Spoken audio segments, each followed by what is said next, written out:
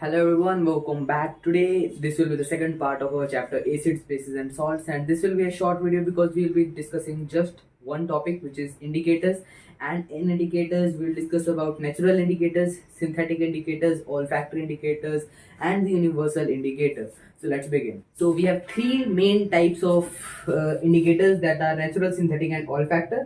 So indicators, first of all, what are indicators? So indicators are those substances which determine the nature of the compound. मतलब कि एक ऐसा substance, जैसे तुम्हारे पास एक कॉम्पाउंड दिया हुआ है, तुम्हें पता करना है एसिड है, बेस है कि न्यूट्रल है। तो हमें पता है कि acids are bitter in sour in taste and bases are bitter in taste. तो हम एसिड्स और बेसिस को टेस्ट तो करने जाएंगे, because some acids are very dangerous, some acids are very strong acids that we discussed in the previous video about strong acids. Some acids are very strong and they are corrosive, तो हम इसे test तो करेंगे नहीं। So to avoid this process, this method, we use indicators. Indicators हम use करते हैं ताकि हमें पता चले कि whether that substance is acidic, basic और neutral। तो indicators वही substance है जो हमें बताते हैं nature of the compound। अभी तीन तरह के होते हैं, नेचुरल, सिंथेटिक और ऑल फैक्टर। नेचुरल क्या होते हैं? नेचुरल नाम से पता चल रहा है कि which are obtained from natural sources. Indicators which are obtained from natural sources are called natural indicators. Example litmus, red cabbage, turmeric. फिर synthetic indicators, synthetic indicators which are prepared in laboratory. synthetic indicators are those indicators which are prepared in the laboratory. Laboratory.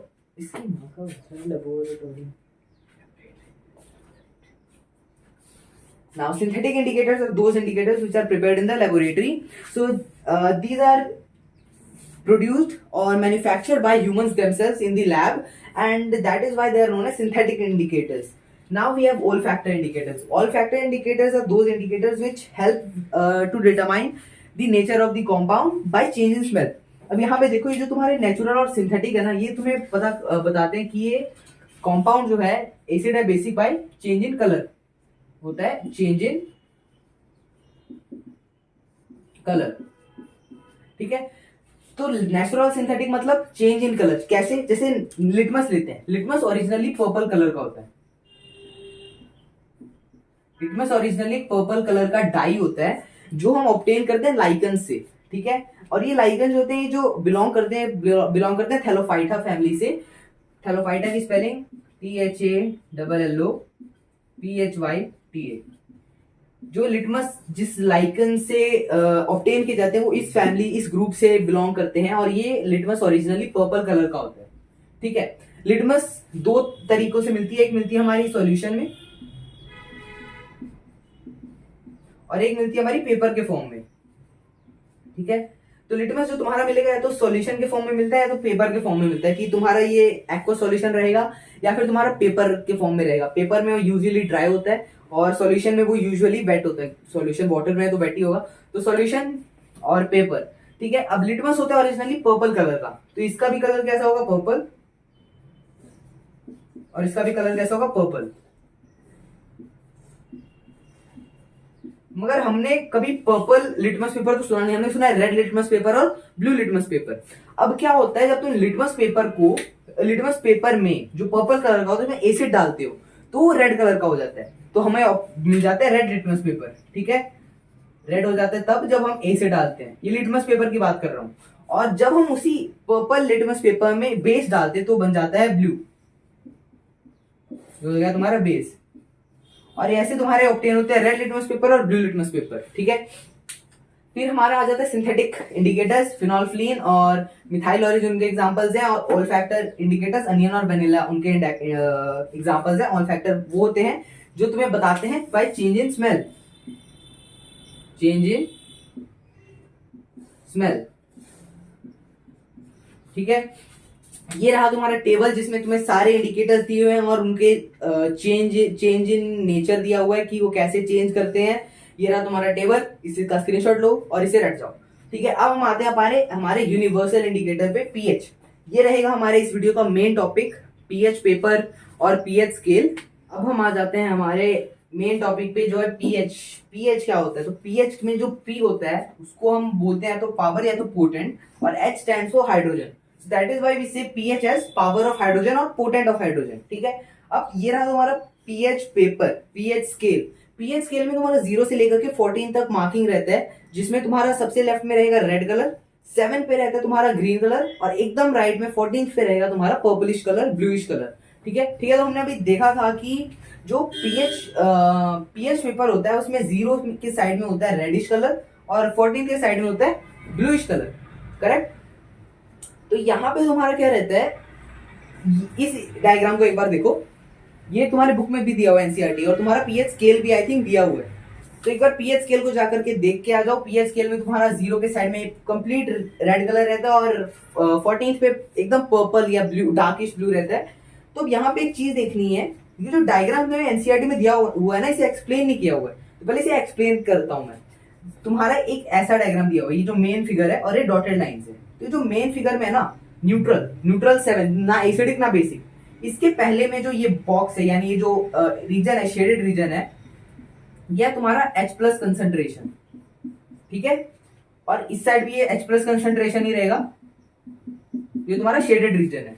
तो तुम ये देख रहे हो कि जब हम 7 के पहले जाएंगे ना, 7 के पहले 0 to 7 में तुम्हारा जो हाइड्रोजन आयन का कंसंट्रेशन है वो ज्यादा है एज कंपेयर टू 7 to 14। तुम्हें दिख रहा है यहाँ पे कितना बड़ा और यहाँ पे कितना छोटा है, यहाँ पे भी ये बड़ा ये छोटा है, करेक्ट। तो 0 to 7 में H+ आयन ज्यादा और 7 to 14 में H+ आयन कम है। अब ये वाला रीजन देख लो जो डॉटेड रीजन है, ये तुम्हारा है OH- के आयंस, OH-। अब ये देखो कि जब तुम 7 से 14 की तरफ जाओगे ना, 7 to 14 OH ज्यादा है और 0 to 7 में OH कम है। इतना समझ में आ गया? इतना समझ में नहीं आया तो वापस से इसे वापस रिप्ले करके देखो। अब आते हैं हम इसी के बेसिस पे कि कौन से एसिडिक होते हैं कौन से बेसिक होते हैं, ठीक है। अब देखो इस वाले रीजन में क्या है, H+ आयन ज्यादा है और OH आयंस कम है। H+ ज्यादा है, OH कम है, करेक्ट। तो H+ ज्यादा है, हमने क्या पढ़ा है, acids release H+ ions, H+ ions release करते हैं एसिड्स, और base release OH- ions, OH- करते हैं रिलीज बेस, करेक्ट। तो अगर तुम्हारा H ज्यादा है, हाइड्रोजन के आयन ज्यादा है और हाइड्रोक्साइड के आयन कम है, तो वो रहेगा एसिडिक। एसिडिक कब रहेगा, जब हाइड्रोजन के आयंस ज्यादा हैं और OH के आयंस, हाइड्रोक्साइड के आयंस कम है। अब ये हो गया तुम्हारा 0 to 7। तो 0 to 7 में सारे तुम्हारे जो भी आएंगे वो होते हैं एसिडिक इन नेचर। अब 7 to 14 में H+ कम है, H+ तुम्हारे कम है और OH- ज्यादा है, यानी जो एसिड रिलीज करता है हाइड्रोजन आयन, एसिड्स की क्वांटिटी कम है और बेस की क्वांटिटी ज्यादा है। तो 7 to 14 में सारे होंगे बेस। तो ये था ये तुम्हारा जो पीएच का स्केल होता है, कैसे काम करता है। पीएच के स्केल में 0 to 7 यानी रेड से लेकर के ग्रीन कलर तक तुम्हारा रहेगा एसिडिक, ग्रीन से लेकर के पर्पल कलर तक रहेगा तुम्हारा बेसिक। अब ये हो गया तुम्हारा पीएच पेपर, पीएच स्केल का डिस्कशन। पीएच स्केल को तुम टेस्ट कैसे कर सकते हो, और मेनली हम पीएच स्केल क्यों यूज करते हैं, हमने तो भी पढ़ा था लिटमस वगैरह होते हैं, फेनोल्फिन होते हैं, मिथाइल ऑरेंज होते हैं, ये सब होते हैं, मगर हमें फिर पीएच क्यों टेस्ट करना है, तो पीएच क्यों यूज करते हैं। तुमने जो अभी देखा था litmus, phenolphthalein, turmeric, red cabbage, methyl orange, ये सब बस एक चीज बताते हैं जो कि होता है nature of the compound. Nature of the compound मतलब क्या, या तो वो एसिडिक है, या तो बेसिक है, या फिर वो न्यूट्रल है। यही 3 चीज बताते हैं वो। ये नहीं बताते एसिडिक है तो कितना स्ट्रॉन्ग एसिड है।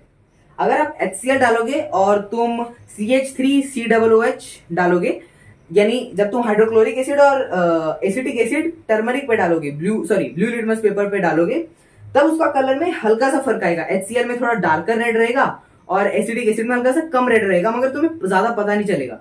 सिमिलरली तुम उसमें अगर KOH डालो, पोटेशियम हाइड्रोक्साइड, और सोडियम हाइड्रोजन कार्बोनेट, दोनों बेस है, KOH स्ट्रॉन्ग है और sodium hydrogen carbonate NaHCO3 week है, तो तब क्या होगा, तुम्हारा KOH में थोड़ा ज्यादा ब्राइट रहेगा ब्लू और NaHCO3 में तुम्हारा थोड़ा कम रहेगा। ये था लिटमस पेपर की बात। तो तुम्हें एक आइडिया मिल रहा है कि हाँ ये स्ट्रॉन्ग है, ये वीक है, मगर ये नहीं मिल रहा कितना स्ट्रॉन्ग है या कितना वीक है। तो इसलिए हम यूज करते हैं हमारा पीएच स्केल। पीएच स्केल में ना, तो जो हमने अभी डिस्कस किया 0, पीएच स्केल में तुम्हारा कैसे रहता है 0, 1, 2, 3, 4 ऐसे कर करके 14 तक, ठीक है। बीच में आता तुम्हारा 7 हो गया न्यूट्रल, ठीक है, 7 हो गया न्यूट्रल। अगर वो 0 है यानी बहुत बहुत स्ट्रॉन्ग है, 1 है थोड़ा कम स्ट्रॉन्ग है, 2 है थोड़ा कम स्ट्रॉन्ग है, ऐसे कर करके 7, 6 है तो बहुत कम स्ट्रॉन्ग है ही नहीं, एकदम वीक एसिड है, और 7 है तब तो न्यूट्रल है। अब 7 to 14 भाई 8 है तो थोड़ा वीक, बहुत वीक बेस है।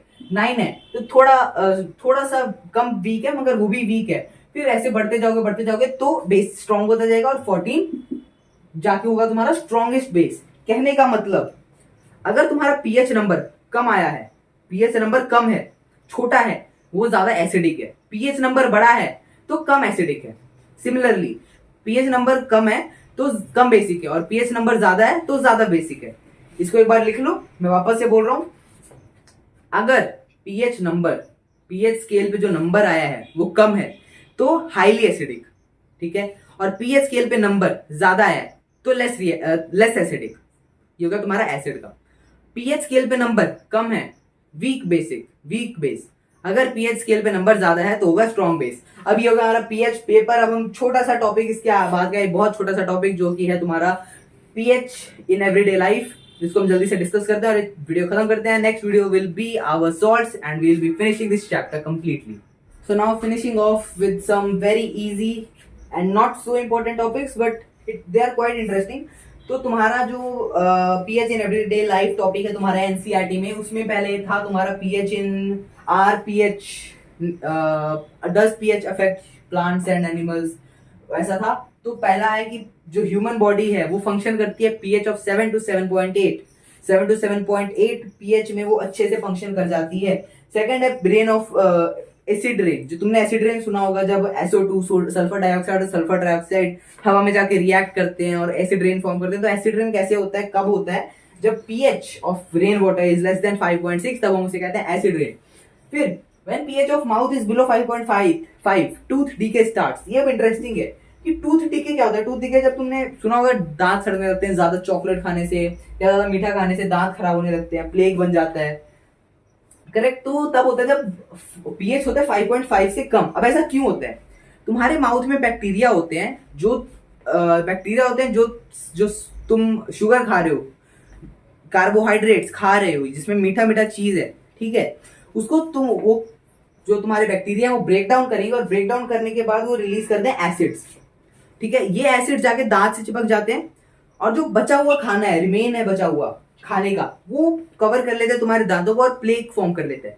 ये प्लेक फॉर्म करने से क्या होता है, सलाइवा तुम्हारे दांतों तक नहीं पहुंच पाता, और तुम्हारे एसिड को जो फॉर्म हुआ है शुगर के ब्रेकडाउन के कारण वो निकल नहीं पाती।